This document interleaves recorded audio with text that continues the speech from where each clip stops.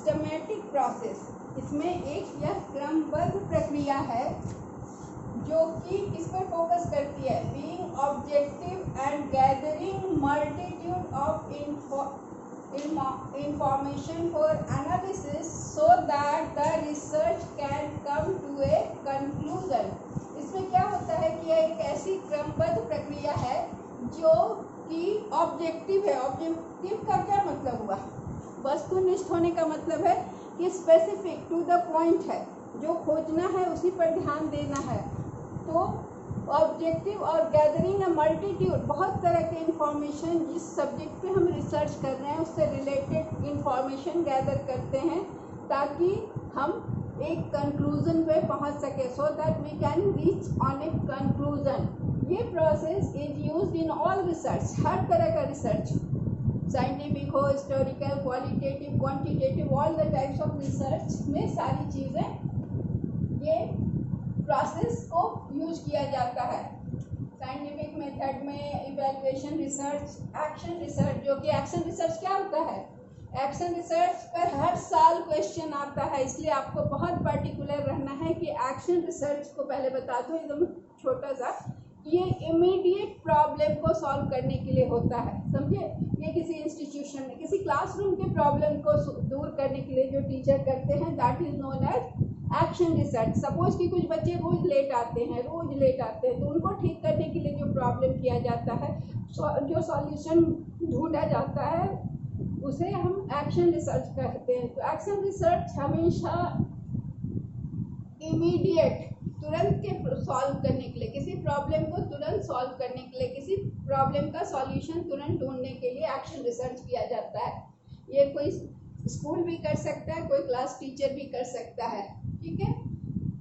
अब रिसर्च का जो प्रोसेस है, एक्शन रिसर्च की बात हो गई। अब रिसर्च के प्रोसेस में the study is documented in such a way, जो भी हम स्टडी करते हैं उसका डॉक्यूमेंटेशन करना होता है, मतलब डॉक्यूमेंट के रूप में लाना पड़ता है, उसको लिखित रूप में लाना पड़ता है, that another individual can conduct the same study again. और उस रिसर्च जब हम कर लेते हैं और हमारा रिसर्च का थीसिस बनकर जब चला जाता है लाइब्रेरी में, या कभी अभी कहाँ जाता है, हमारा ई ज्ञान कोश में भी जाता है, तो क्या होता है कि लोग उसको रिव्यू ऑफ, जब रिलेटेड लिटरेचर होता है ना, तो हमारा रिसर्च भी पढ़ा होता है लाइब्रेरी में, लोग उसको भी देखते हैं। क्यों कि उस जो सब्जेक्ट पे हमने रिसर्च किया उसमें फर्दर स्टडी के लिए, या मेरी स्टडी में कुछ कमी है तो उसको जोड़ने के लिए। तो कोई भी रिसर्चर पहले के थीसिस को, पहले के रिसर्च को देखता है ताकि उसमें और वो सेम सब्जेक्ट पर स्टडी कर सके और फर्दर स्टडी कर सके। तो रिसर्च के 8 स्टेप्स हैं, ये आपको स्टेप्स याद रखना है 1 by 1, इसमें आप ऊपर नीचे नहीं कर सकते हैं, ठीक है। ये सारे स्टेप्स वाइज है और इसी तरह से रिसर्च का प्रोसेस चलता है। अगर इसमें आप ऊपर नीचे कर देंगे ना तो आपका स्टेप्स गलत हो जाएगा और आपका आंसर भी गलत हो जाएगा। तो ये क्वेश्चन आता है कि स्टेप्स को आप सीरियली लिखिए, इस तरह के बहुत सारे क्वेश्चन, इससे क्वेश्चंस बहुत आते हैं। So you should be very particular about this topic. तो सबसे पहला है फॉर्मुलेटिंग द रिसर्च प्रॉब्लम, किस सब्जेक्ट पर, किस टॉपिक पे रिसर्च करना है, पहले उसको फॉर्मुलेट करना है। सबसे पहले आपको डिसाइड करना है कि आपको रिसर्च करना है तो आखिर किस चीज़ पे करना है, किस सब्जेक्ट पे, किस टॉपिक पे करना है। आप जिस सब्जेक्ट के हैं उस सब्जेक्ट से रिलेटेड, सपोज आप कॉमर्स के हैं तो मार्केट पे रिसर्च करना चाहते हैं, तो मार्केट पे रिसर्च करने में मार्केट का कौन सा एस्पेक्ट पे रिसर्च करना है। तो इस तरह से जब हम करते आगे बढ़ेंगे तब उसको डिस्कस करेंगे, पहले पॉइंट्स को देख लें। तो review the formulating the research problem को ढूंढना कि किस टॉपिक पे रिसर्च करना है। दूसरा है रिव्यूइंग द लिटरेचर, फिर उसके बाद जब हम रिसर्च का टॉपिक चुन लिए तब क्या करेंगे, we will search the literature related to our topic, उस टॉपिक से रिलेटेड जो भी हमारे ऑनलाइन मिले, लाइब्रेरी में जाके मिले, उससे जुड़े हुए लिटरेचर को पढ़ना और इस लिटरेचर को देखना, रिव्यू करना, इसमें डिटेलिंग हम आगे करेंगे।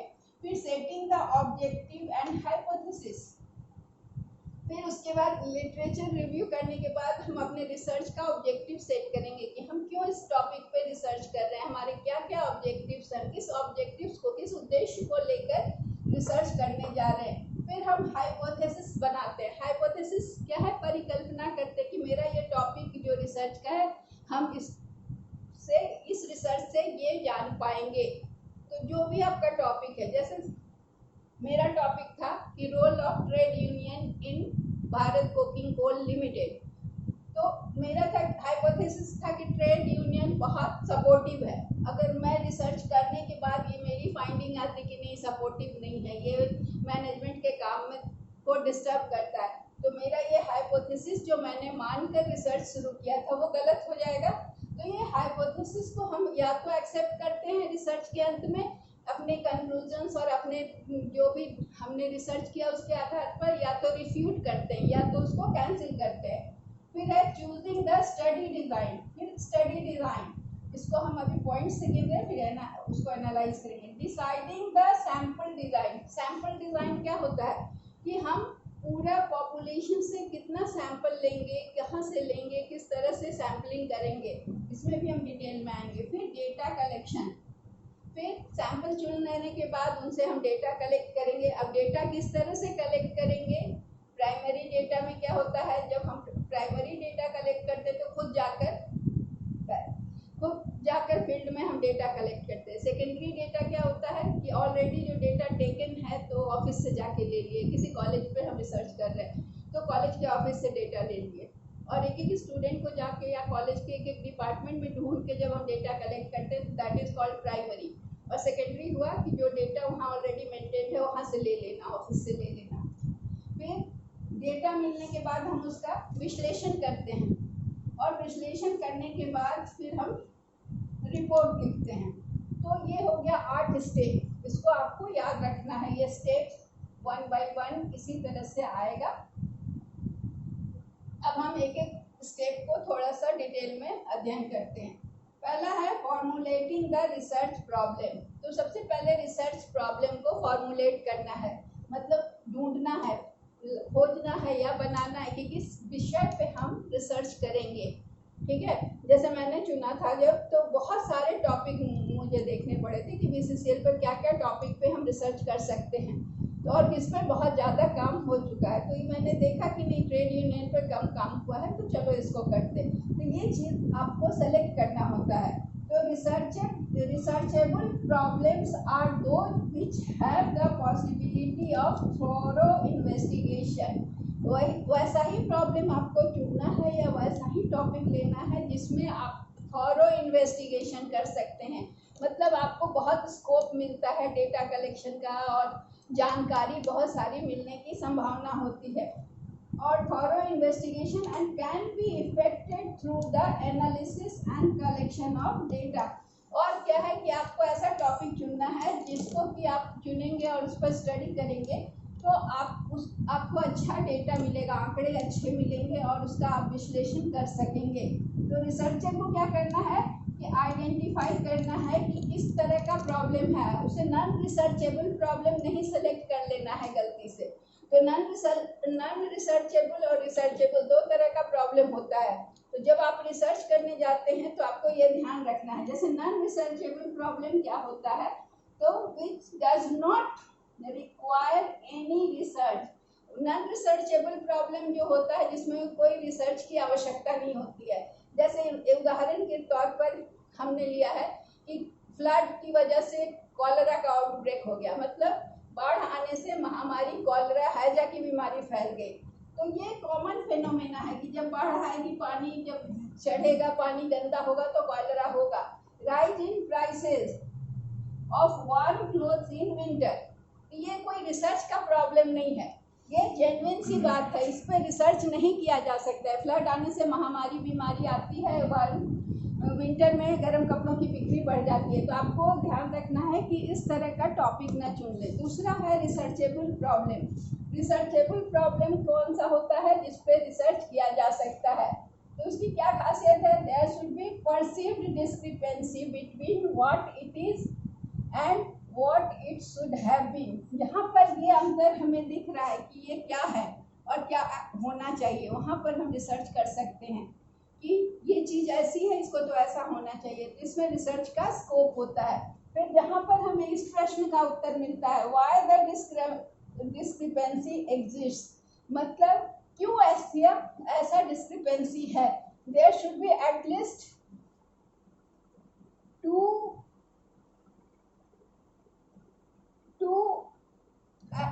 Answers of the problem. जब भी किसी भी प्रॉब्लम का दो आंसर हो तभी वो प्रॉब्लम रिसर्च के योग्य होता है। ठीक है, जैसे अब देखिए हम आपको एक उदाहरण से बता रहे हैं कि इसका दो answer. Some villages have female school attendance 75% while some have only 10%. Why? अब ये क्वेश्चन क्या है कि इसमें दो आंसर है। एक है कि एक का अटेंडेंस 75% है, एक का 10% है। इसका आंसर एक दो क्या ज्यादा हो सकता है। हो सकता है कि किसी जगह पर लड़कियों को घर से नहीं निकलने दिया जाता हो, पर्दा सिस्टम हो, तो इस जगह पे कम अटेंडेंस है। दूसरा, सोशियो इकोनॉमिक कंडीशन ऐसा नहीं हो कि लड़कियों को पढ़ने के लिए भेजा जा सके। तीसरा कारण हो सकता है कि लड़कियों को घर के काम में ज्यादा लगाया जाता है ताकि और लड़कियों की शिक्षा पर ध्यान नहीं दिया जाता। पैट्रियार्कल सोसाइटी हो, पितृसत्तात्मक समाज हो, जो कि लड़कियों की शिक्षा पर नहीं दिया जाता, ध्यान नहीं देता है, इसलिए वहां पर अटेंडेंस 10% है। ठीक है, तो ये क्या है कि इसका आंसर कई कारण निकल रहे हैं ना, दो से ज्यादा कारण निकल रहे हैं कि कहीं पर ज्यादा अटेंडेंस है और कहीं पर क्यों कम लड़कियां पढ़ रही हैं। तो one research problem is chosen and a few more related steps are। अब प्रॉब्लम चुन लिया गया, रिसर्च करना है कि क्यों लड़कियां यहाँ ज्यादा पढ़ती हैं, यहाँ कम पढ़ती है। अब हम स्टेटमेंट ऑफ द प्रॉब्लम कहेंगे। प्रॉब्लम क्या है, स्टेटमेंट कैसे होगा कि सब किसी विलेज में 75% लड़कियां पढ़ती हैं, 75% अटेंडेंस है और कहीं पर कम है। तो one research problem chosen, a few have more related steps, statement of the problem हो गया। फिर justifying the problem, प्रॉब्लम जो हमने देखा कि लड़कियों का अटेंडेंस कम है, शिक्षा कम दी जा रही है, तो इसको जस्टिफाई करना कि हाँ वहाँ पर जहाँ कम अटेंडेंस है वहाँ के कुछ रीजंस हैं, वहाँ के कुछ आंसर्स हैं। Analysing the problem to get insight. अब जो प्रॉब्लम है लड़कियां कम पढ़ने जहाँ जा रही हैं, तो उसमें हमको देखना होगा, हमारे अंतर्दृष्टि लानी होगी, देखना होगा उस वहाँ के लोगों से मिलकर, केस स्टडी कर पार्टिसिपेटरी मिलकर, जो लोग उस स्थिति वहाँ रहते हैं उनसे पूछकर जानना होगा कि क्यों ऐसा है। तो ये क्या है कि स्टेटमेंट जो होगा ना प्रॉब्लम का, ये क्या हमें कहाँ मदद करेगा कि फॉर्मेट, इसमें हमें रिसर्च का जो ऑब्जेक्टिव होगा, हमारा जो उद्देश्य है रिसर्च का, वो हमको चुनने में मदद करेगा और प्रॉपर मेथड भी हम चुन पाएंगे।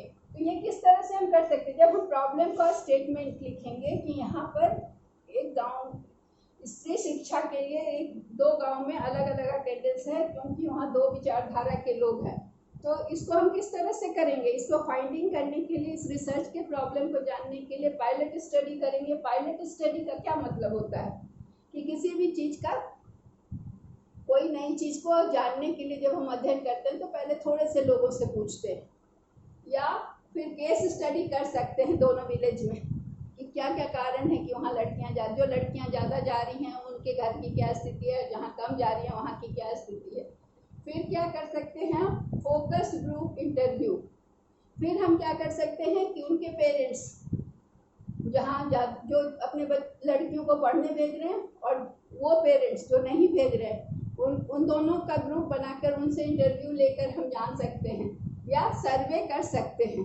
ठीक है, तो ये हो गया हमारा रिसर्चेबल प्रॉब्लम को जानने के बाद हमें क्या क्या सुविधा मिली, problem, statement of the problem, justifying the problem और एनालाइजिंग द प्रॉब्लम।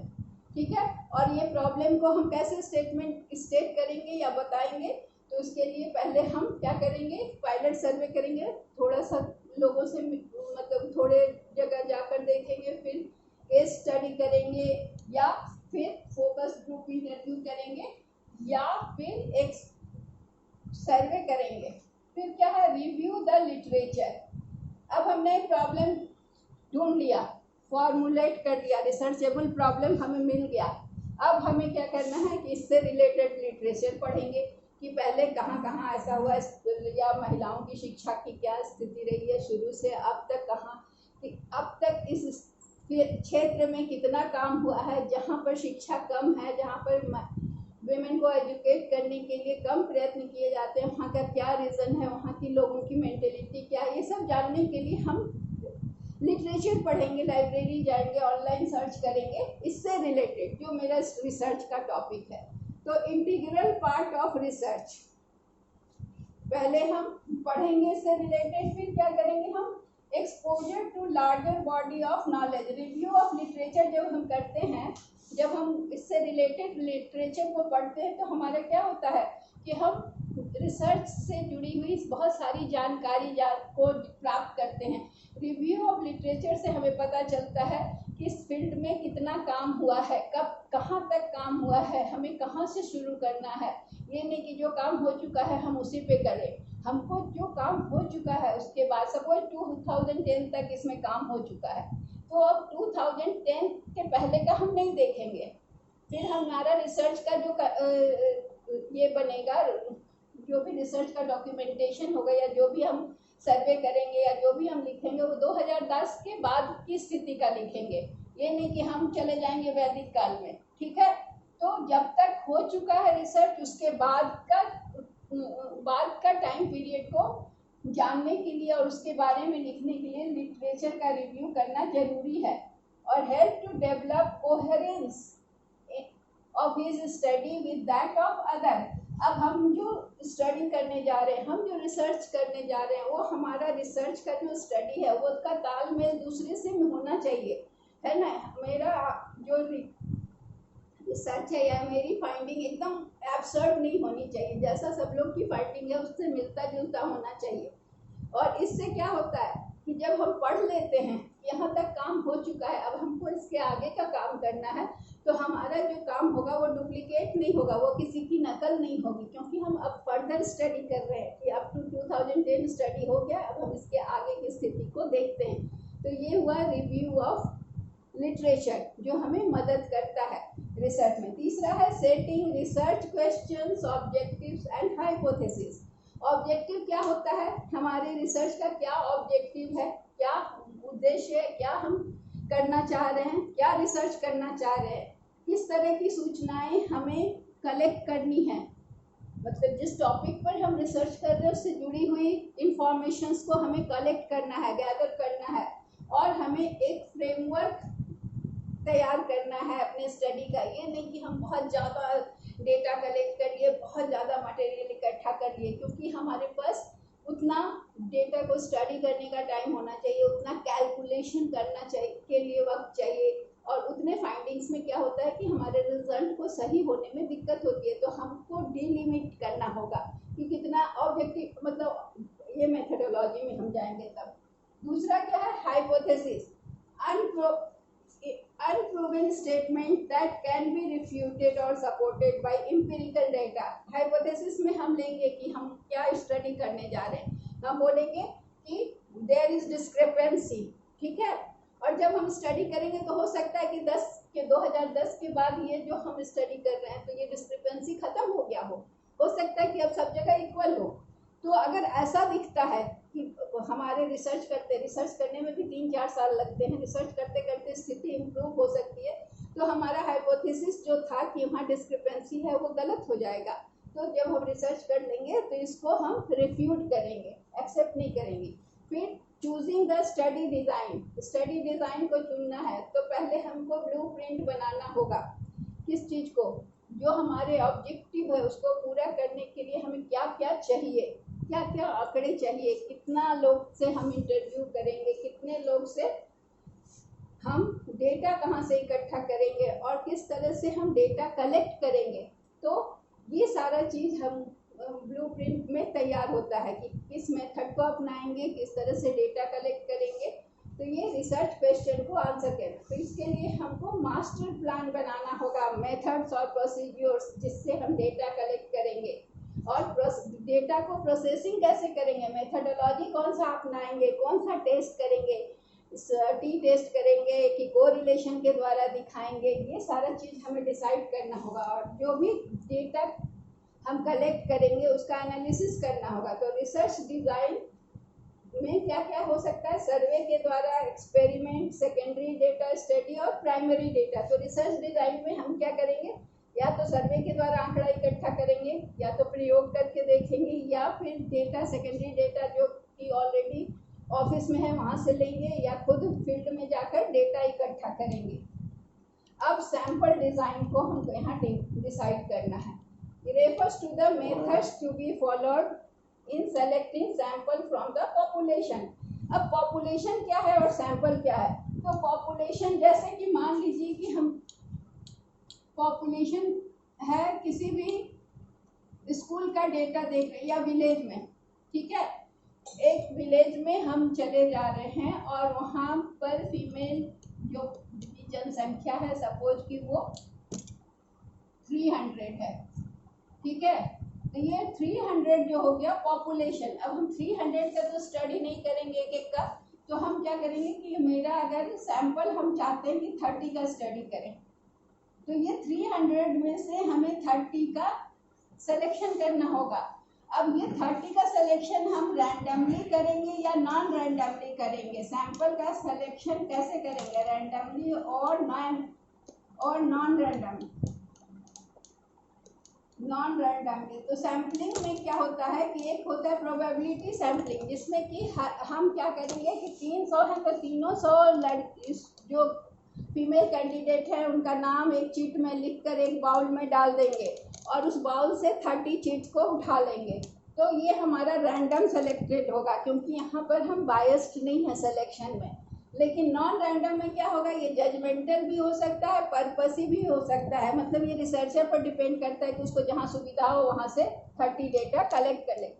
तो ये हमें डिसाइड करना है कि सैंपल जो है वो पॉपुलेशन पूरा, मतलब पूरी जितनी महिला कैंडिडेट है उसमें से हम किस तरीके से लेंगे डेटा, और उसके बाद कौन सा स्टैटिस्टिकल मेथड यूज करेंगे, टी टेस्ट या कोरिलेशन या स्टैंडर्ड डेविएशन, मतलब किस तरह का स्टैटिस्टिकल मेथड अपनाएंगे इसको कैलकुलेट करने के लिए जो डेटा कलेक्ट करेंगे, तो उनका रिलेशन या ये इसको फिर डेटा कलेक्ट करना।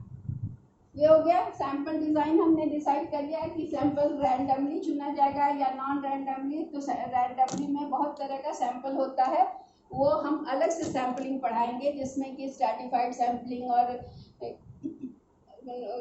Fish ball sampling, snow ball sampling, बहुत सारा तरीका है, ठीक है, कोटा सैम्पलिंग, सिस्टमैटिक सैम्पलिंग।